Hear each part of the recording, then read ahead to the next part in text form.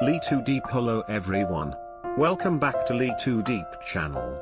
Tu Diep's old dilapidated house after Tu Diep disappeared was no longer safe enough. Jame discussed with his mother to build a new house for Tu Diep, and he spent all his capital to build for Tu Diep, but was opposed by Tu Diep herself. Was she worried about Jame, or was she planning to abandon him? Today let's come to this story. The morning sun gently peeked through the trees, casting golden streaks over the quiet countryside. Birds chirped softly as a new day began. Inside a small wooden house, Jame was finishing up some late-night work when Tu Diep woke up.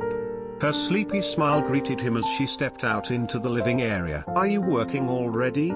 Tu Diep asked, her voice still soft from sleep. "Yeah.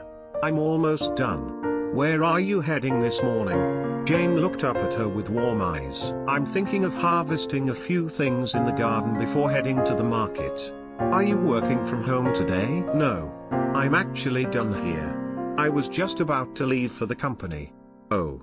By the way, some workers are coming today to assemble the house. I was thinking, maybe you could cook something nice for them? They've been working so hard lately." Tu Diep paused. A slight look of guilt washed over her face. She hadn't thought of that. Not once had she considered preparing a meal for the men building the house for her and Jame. She nodded earnestly. "You're right. I won't go harvesting. I'll head straight to the market and prepare lunch for them." With their tasks split, Jame went off to work while Tu Diep made her way through the local market, weaving between vendors with her usual gentle presence. She chatted kindly with the older ladies and carefully picked out vegetables, tofu, fish, pork, and fruit. But deep inside, her heart was heavy. The day before, a middle-aged couple had arrived unexpectedly. They were looking for their long-lost daughter. They showed Tu Diep a photo and gave an address. It was her address. Her heart skipped a beat. Could it be? Was this her real family? But when she saw the photo up close, she knew it wasn't her. Still, the moment left her shaken. It reminded her that she had no clues about her biological parents. Her earliest memory was being taken in by someone called Mother Tui when she was around 10. But even then, she wasn't truly raised by her. Another caregiver had looked after her. Someone she hadn't seen or heard from in years. Back at home, she opened up to Jame. "I don't have any leads, Jame. I've always wished to meet my parents again, but it's all so foggy." Jame took her hand gently. "You know, Mother Tui called me the other day. She said she knows where your parents are, but she wanted money in exchange for the information. I gave her some. Not much. Just hoping she was telling the truth." Tu Diep looked down, shaken. "I can't believe she would do that. I don't want you to spend money on something so uncertain. I don't want to burden you." "To me, this isn't about money," Jame said firmly. "All I care about is helping you find your family." That afternoon, the prefab house began to take shape. Steel beams were assembled. Workers hammered and welded.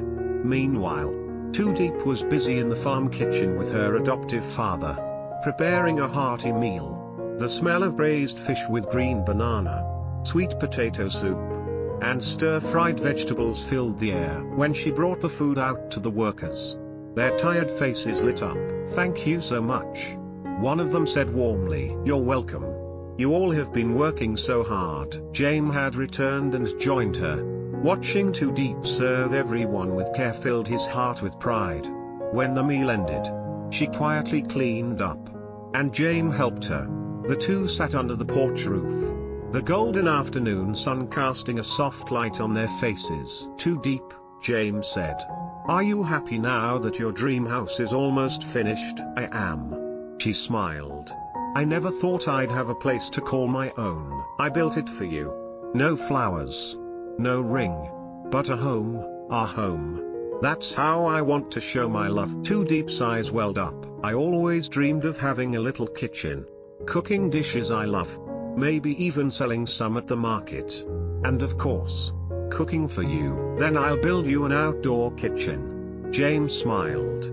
"A cool Open space where you can cook whatever your heart desires. She looked at him, grateful beyond words. If I hadn't met you, I really don't know where I'd be now. And if I hadn't met you, Jame said softly, I wouldn't have known what it's like to love someone so much. Just being with me, building this life together, that's all I want from you. The wind rustled the trees as the sun began to dip behind the hills.